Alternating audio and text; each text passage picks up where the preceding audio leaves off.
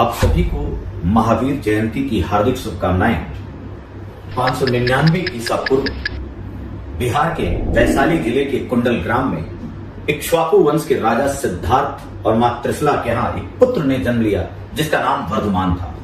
और उस वर्धमान ने जब 12 वर्षों तक घोर तपस्या की, उसके बाद उनका रूपांतरण हुआ महावीर के रूप में। तो कोई ऐसे ही वर्धमान से महावीर नहीं बनता, उसके पीछे 12 वर्षों का घोर समर्पण, घोर तपस्या, घोर संघर्ष होता है और वही बने महावीर जैन।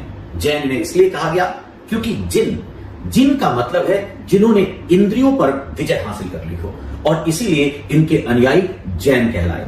और देखिए कितनी कॉमन सी बात है, चाहे वो गौतम बुद्ध की बात हो, चाहे महावीर जैन की बात हो, और चाहे मर्यादा पुरुषोत्तम राम की बात हो। तीनों न केवल क्षत्रिय कुल में पैदा हुए और राजा परिवार में पैदा होने के बाद तब ये केवल संभवतः राम होते, गौतम होते, वर्धमान होते।